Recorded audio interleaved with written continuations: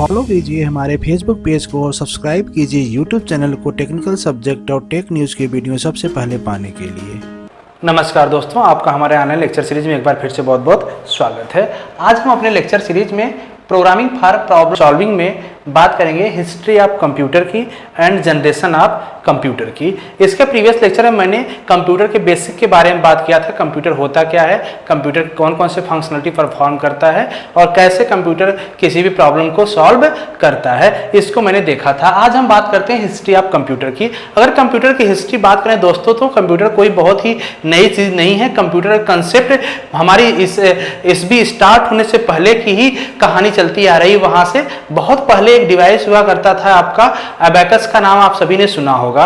Abacus का concept जो था वहीं से स्टार्ट हुआ कंप्यूटर की थिंकिंग का। अगर हम देखें तो अबेकस काम क्या करता था, अबेकस एक आपका देखे होंगे बोर्ड होता था जिसमें नंबर्स आप छोटे छोटे बॉल्स होते थे।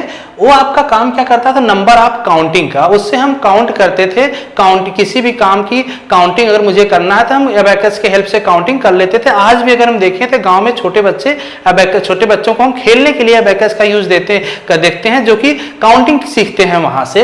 अबेकस के बाद एक मशीन आया था नेपियर्स बोन्स का। नेपियर खुद एक मैथमेटिशियन थे, इंग्लिश मैथमेटिशियन थे, जिन्होंने एक मशीन बनाया था नेपियर्स बोन नाम से, जो परफॉर्म करता था मल्टीप्लिकेशन का। मल्टीप्लिकेशन मींस अगर दो नंबर लेते हैं तो उसको मल्टीप्लाई करके रिजल्ट देता था। एक केवल मशीन मल्टीप्लिकेशन काम करता था, इसके अलावा और कोई काम नहीं कर सकता। मशीन आया था 1670 में। अब यहां से देखिए कि इसके यहां पे काउंटिंग हो रहा था, इसके बाद मल्टीप्लिकेशन भी होने लगा। हालांकि मल्टीप्लिकेशन से पहले एडिशन सब्ट्रैक्शन होना चाहिए था, लेकिन मशीन ने मल्टीप्लिकेशन बना दिया, क्योंकि जब मशीन बन रहा होगा तो उस टाइम ये नहीं पता था कि ये कौन सा काम कर रहा है, कुछ ऑपरेशन परफॉर्म कर रहा है, उसी को मान लिया गया कि एक मशीन है। इसके बाद एक आया था आपका स्लाइड रूल। स्लाइड रूल आज भी हम देखते होंगे। स्लाइड रूल का काम जनरली बच्चों को खेलने के लिए हम देते हैं, जो कि एडिशन सब्ट्रैक्शन मल्टीप्लिकेशन डिवीजन चारों जो अर्थमेटिक ऑपरेशन है मेजर, उसको परफॉर्म करता है। ये आपके फाउंड किया गया था, ये भी इंग्लिश मैथमेटिशियन थे एडमंड गुंटर, जो कि 16th सेंचुरी में लॉन्च किया था इन्होंने।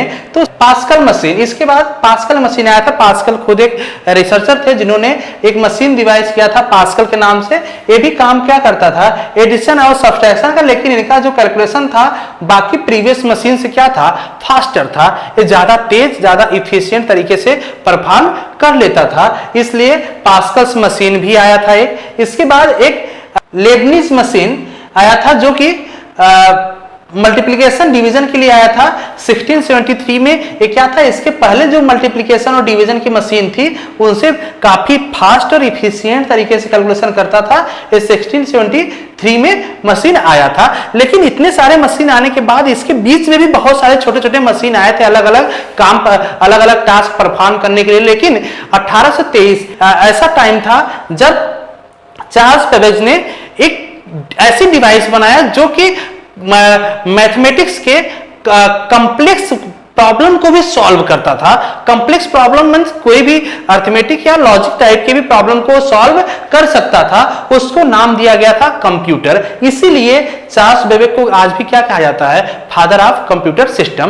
तो 1823 में चार्ल्स बेबेज ने कंप्यूटर जो कंसेप्ट दिया था, उसी कंसेप्ट के बेस पे हम आज कंप्यूटर की बात करते हैं। इसी के जस्ट बाद अगर हम जनरेशन में देखें तो 1823 के बाद इस पे बहुत सारे लोगों ने काम शुरू किया, क्योंकि कंप्यूटर कंसेप्ट जब आ गया कि हाँ कोई एक मशीन हो सकती है जो काफी हद तक बहुत सारी प्रॉब्लम को सॉल्व कर सकती है। इसके बाद जब बहुत सारे रिसर्चर इसमें काम करते करते आए तो 1930-40s के बीच में एलन ट्यूरिंग एक जो थे मैथमेटिशियन थे, जिन्होंने एक कंसेप्ट दिया ट्यूरिंग मशीन का कि कंप्यूटर का मॉडल, इस कंप्यूटर का मॉडल दिया कि कंप्यूटर का मॉडल क्या होगा, कौन कौन से ऑपरेशन परफॉर्म कर सकता है, कौन से ऑपरेशन परफॉर्म नहीं कर सकता है। उन्होंने बहुत लंबी चौड़ी थ्योरी दी थी, जिसपे उन्होंने पीएचडी का अपना रिसर्च भी किया था।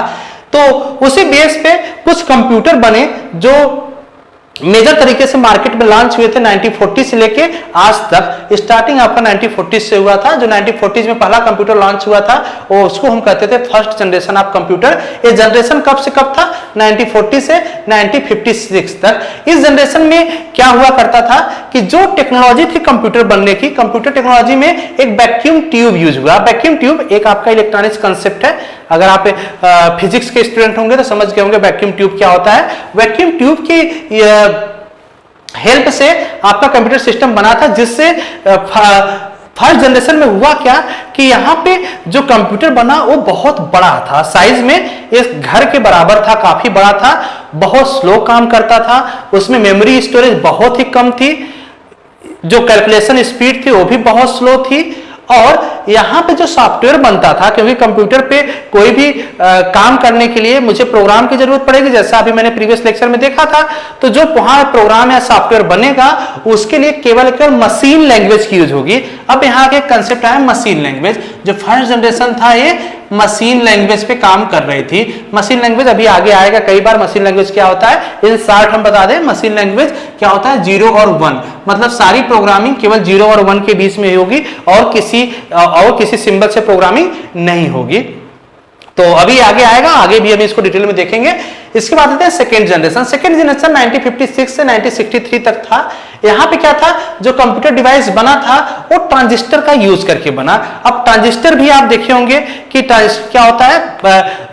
अगर आप कभी रेडियो या कहीं भी देखे होंगे तो छोटे छोटे वहां पे ट्रांजिस्टर लगे होते हैं। उसके अगर रेडियो ओपन करेंगे, या अगर आप फिजिक्स के स्टूडेंट हैं, फिजिक्स पढ़े होंगे तो फिजिक्स में ट्रांजिस्टर कई बार आ चुका होगा, वहां भी देखेंगे तो जो ट्रांजिस्टर था उसी ट्रांजिस्टर के यूज से सेकेंड जनरेशन के कंप्यूटर सिस्टम बने थे। ट्रांजिस्टर यूज करने से हुआ क्या वहां पे कि जो उसकी साइज थी कंप्यूटर की वो थोड़ी रिड्यूस हो गई।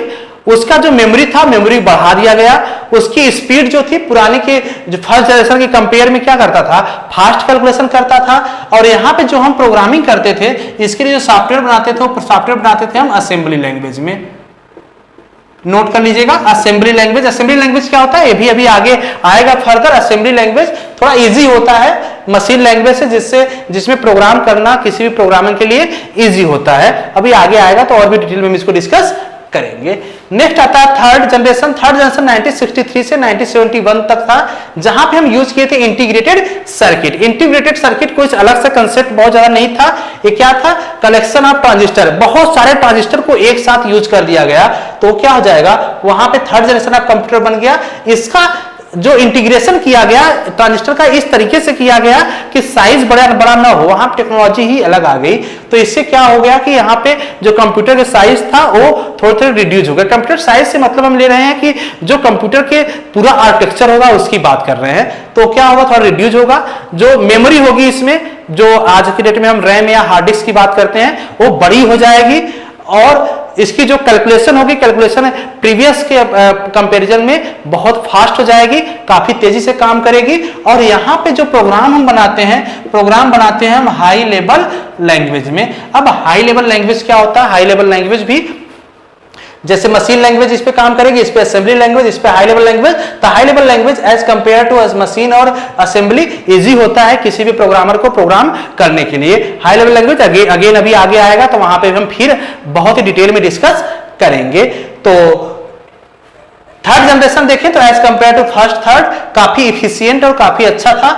और यहाँ पे देखें 1960 से 71 तक काफी ड्यूरेशन तक ये अभी जल्दी तक ये रहा हुआ है। फोर्थ जनरेशन की बात करें तो फोर्थ जनरेशन 1971 से 1980 के बीच में आया था। यहाँ पे यूज किया गया था माइक्रो प्रोसेसर। माइक्रो प्रोसेसर जो टेक्नोलॉजी होती है वो VLSI पे काम करती है। VLSI मतलब है वेरी लार्ज स्केल इंटीग्रेशन। यहाँ पे क्या होगा? ये जो इंटीग्रेटेड सर्किट था, इसी इंटीग्रेटेड के सर्किट को एक कलेक्शन कर दिया गया और उससे बनाया गया माइक्रो प्रोसेसर। अब ध्यान दीजिए टेक्नोलॉजी बढ़ती गई तो ऑटोमेटिक सिस्टम का जो साइज था वो रिड्यूस होता गया, मेमोरी उसकी बड़ी होती गई, उसके कंप्यूटेशन पावर बढ़ता चला गया। तो और लैंग्वेज जो थी, इसमें लैंग्वेज भी इजीली इंप्लीमेंट होता गया। तो हाई लेवल लैंग्वेज यहाँ पे हुआ। हाई लेवल लैंग्वेज के बाद कोई अलग से लैंग्वेज कैटेगरी नहीं आई, तो यहाँ भी हाई लेवल लैंग्वेज ही यूज हुआ किसी भी सॉफ्टवेयर को बनाने के लिए। फिफ्थ जनरेशन जो है ये फ्यूचर हम इसको ले सकते हैं। फ्यूचर में आज के डेट में हम जो यूज करते हैं या अभी भी आगे हम यूज करेंगे वो 5th जनरेशन में ही आता है, 1980 से लेके आज तक। यहाँ पे कंसेप्ट आता है यूजिंग एआई का। अगर आप देखें तो आपके पास जो कंप्यूटर सिस्टम है वहां आपके एआई का भी कंसेप्ट काफी आ चुका है, जो कि अपने आप इंटेलिजेंटली बहुत सारे काम कर लेता है। वो इसका जो कंसेप्ट आया था वो था सुपर लार्ज स्केल इंटीग्रेटेड पे। तो यहाँ पे VLSI से ही एडवांस हो गया, मींस यहाँ पे जो इंटीग्रेटेड सर्किट था वो वेरी लार्ज में था, और यहाँ पे भी इंटीग्रेटेड सर्किट होगा लेकिन सुपर लार्ज VLSI से भी काफी बड़ा होगा। तो जो उसका इंटीग्रेशन सर्किट किया गया उससे क्या हुआ कि कंप्यूटर की साइज हमेशा रिड्यूस होती गई। अब यहाँ पे आपको कंफ्यूजन हो सकता है कि जैसे मैंने बोला यहाँ पे कि इंटीग्रेटेड सर्किट यहाँ पे कलेक्शन हुआ, यहाँ पे और ज्यादा यूज हुआ, तो आप सोचेंगे साइज तो बढ़ती, जब कलेक्शन होगा तो साइज बढ़ती जाएगी, लेकिन ऐसा नहीं था, क्योंकि वो टेक्नोलॉजी जब आती गई तो वैसे ही उसके इंटीग्रेशन के साथ साइज रिड्यूस होता गया। अब जैसे साइज का कंसेप्ट ले, या तो आप 2 GB की पेन ड्राइव ले चाहे 100 GB की पेन ड्राइव ले, साइज तो एक ही दिखती है आपको। तो टेक्नोलॉजी का गेम है ये सब। तो इस तरीके से जनरेशन ऑफ कंप्यूटर पे भी हमने बात किया। तो आज के लिए बस इतना ही करते हैं दोस्तों। और अगर आप ये वीडियो हमारा YouTube चैनल पे देख रहे हैं तो और हमारे चैनल को अभी तक सब्सक्राइब नहीं किया तो प्लीज सब्सक्राइब जरूर कर लीजिए, क्योंकि प्रोग्रामिंग फॉर प्रॉब्लम सॉल्विंग के सारे सिलेबस के लेक्चर, वीडियो लेक्चर आपको इसी चैनल पे सीरीज में मिलते रहेंगे। आगे लेक्चर में हम बात करेंगे block diagram of computer system का, काफी इंपॉर्टेंट लेक्चर है। उस वहां से आपको कंप्यूटर का एक बेसिक फंडा और वर्किंग प्रिंसिपल समझ में आ जाएगा।